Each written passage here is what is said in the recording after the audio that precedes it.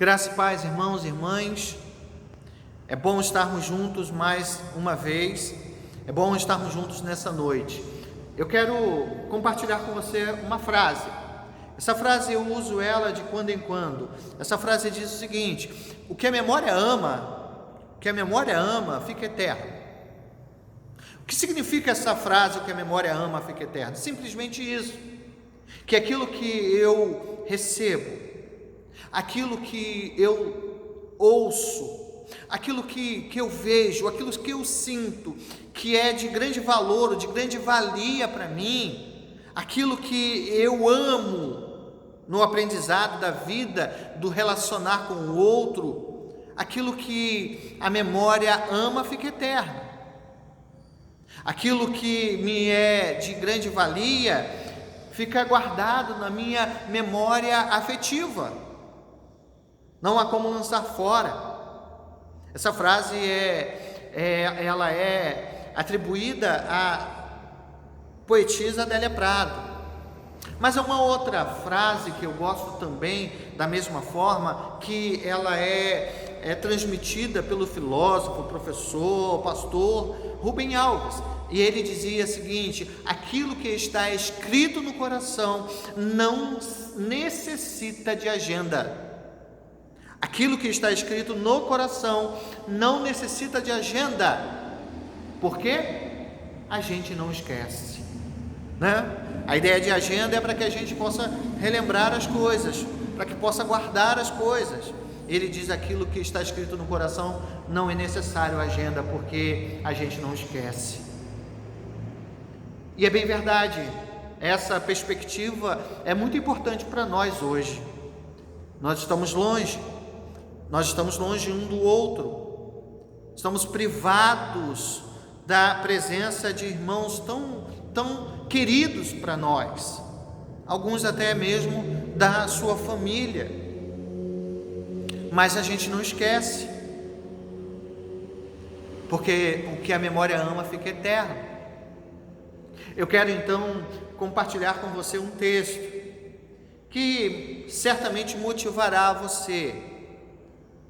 Está em Filipenses capítulo 1, a partir do verso de número 3. E eu quero ler algumas das porções desse texto para a nossa reflexão nesta noite. Diz assim a palavra do Senhor, verso 3 e o verso 4 de Filipenses 1. O verso 3 diz assim: dou graças a meu Deus por tudo o que me recordo de vós, fazendo sempre com alegria súplicas por todo vós, em todas as minhas orações. Paulo está preso, ele está preso em Roma, está privado da presença física dos irmãos que estavam na cidade de Filipe. Não apenas dos irmãos da cidade de Filipe, mas de todas as outras igrejas e todas as outras comunidades de fé que o apóstolo Paulo tinha, por graça e misericórdia, fundado ou consolidado nas suas caminhadas no Evangelho da Graça. Ele estava privado não apenas daqueles que ele mesmo discipulou, mas ele estava privado da sua família, daqueles que eram mais queridos. Paulo, ele estava privado de ir e vir, porque havia um soldado romano 24 horas com ele, ao seu lado. Paulo estava preso, como ele vai dizer mais à frente, ele estava acorrentado. Os seus projetos de ir para a Espanha estavam, por enquanto, sendo guardados. Mas diante daquela situação de privação, diante da impossibilidade de olhar nos olhos dos seus irmãos, aqui eu posso olhar nos seus olhos, não vê-lo pessoalmente, mas você pode olhar nos meus olhos. Sim, a gente até pode por meio da internet. Mas sabe, irmãos, Paulo não tinha esse privilégio, ele estava longe daqueles que ele amava. Ele não podia sentar com eles e no momento de adoração e de louvor, junto com aqueles irmãos, orar juntos. Ele não podia. Ele não podia, num estudo bíblico, com toda a comunidade, seja no templo ou seja nas casas, ele não podia abrir e ler a palavra. Não, ele não podia. E isso certamente incomodava tanto a ele quanto aos irmãos que ali estavam junto a ele. Mas mesmo assim, diante da prisão, diante da adversidade, diante daquele momento tão difícil que ele estava vivendo, Paulo não deixou de ser produtivo. Em meio às crises, em meio à adversidade, em meio àquela situação que ele estava vivendo, ele pôde ali onde Deus o plantou, ele pôde ali dar frutos. Paulo, onde estava, deu frutos. Não apenas para aquelas pessoas que estavam ali em Roma, mas também para aquelas pessoas que estavam tão distantes como aquelas pessoas que estavam na cidade de Filipe. Por isso ele conseguiu, de uma forma graciosa, escrever esta carta e enviar para eles.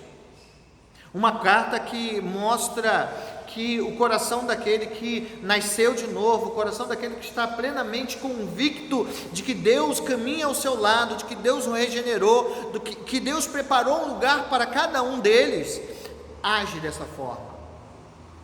Paulo, apesar das adversidades, Paulo ainda mostra alegria e contentamento diante de todas as situações. Essa é a carta da alegria, sabemos muito bem disso. Mas a demonstração da alegria que Paulo sentia tinha apenas uma fonte, e essa fonte era o Senhor Jesus. Jesus era a razão da sua alegria, Jesus era a razão do seu viver. Por isso, diante da situação que ele estava vivendo, ainda assim ele tinha esperança. E nesse princípio de esperança, ele trazia esperança àqueles que estavam com medo e preocupados com o que iria lhe acontecer. A igreja naquela época, principalmente a igreja em Filipe, ela era perseguida pelo Império Romano. Não apenas pelo Império Romano, mas também pelos gregos, porque não acreditavam naquilo que os cristãos viviam. Era um absurdo para eles imaginar que havia apenas um Deus. E era um absurdo aquilo que Paulo pregava, que os que eles chamavam de Deus nem eram Deus. Só havia um Deus. E esse Deus encarnou. E esse Deus morreu. Mas ao terceiro dia ressuscitou, para que todo aquele que nele crê tenha vida eterna. Para eles era algo impossível de se compreender. Era loucura. Era a loucura da cruz. Mas para aqueles que eram salvos, não. Era o poder de Deus para salvar, regenerar e transformar a vida. Em Paulo, diante daquela situação, diante daquela prisão, ele ainda traz à igreja a esperança e o contentamento ao coração dos seus irmãos. É por isso que ele diz no verso 2: dou graças ao meu Deus por tudo que me recorda de vós. Paulo está preso, mas não esqueceu dos seus amados irmãos. Paulo está impedido de vê-los, mas de forma alguma aqueles que eram tão preciosos para ele deixou de estar no coração dele. Isso é um aprendizado para nós nesses dias que estamos vivendo de distanciamento social. Estamos longe, mas se de fato e de verdade o seu irmão é importante para você, a sua memória afetiva amou e o tem guardado. Não é necessário agenda para que nós possamos nos aproximar do outro. Paulo diz que ele dava graças a Deus por tudo que ele se recordava a respeito daqueles cristãos. Eu dou graças a Deus por aquilo que eu me recordo a respeito de cada um dos meus irmãos, aqueles mais próximos, aqueles que eu estou conhecendo. É tão bom saber, é tão bom ver as mensagens de que cada um de nós estamos firmes diante da situação e que nosso país está vivendo. Traga à memória aquilo que pode dar esperança. Traga à memória aquilo que pode fortalecer a sua vida. Para Paulo, ele se alegrava, ele dava graças a Deus pela vida daqueles cristãos. E Paulo diz que ele se alegrava no Senhor pela lembrança que tinha a respeito da vida daquela igreja, e essa lembrança que ele tinha e era constante a respeito dos irmãos, essa lembrança o conduzia a uma atitude. Ele diz no verso 4: fazendo sempre com alegria súplicas por todos vós. A lembrança que Paulo tinha no coração a respeito daqueles irmãos produzia nele uma alegria tão grande que diante da sua vida, diante das suas provações, ainda assim o apóstolo Paulo, ele suplicava a Deus por eles. Ou seja, Paulo colocava aqueles cristãos, não apenas um ou dois, mas toda a igreja, todos aqueles que ele amava, todos os irmãos, ele colocava de forma constante, os colocava em oração, levava-os em oração a Deus. Sabe, irmãos e irmãs, a melhor forma de demonstrarmos amor por alguém é os levando, os conduzindo a Deus através das nossas orações por eles. Paulo orava, suplicava por eles, não apenas 1 ou 2 dias na semana, não, mas diz o apóstolo Paulo que ele fazia isso sempre.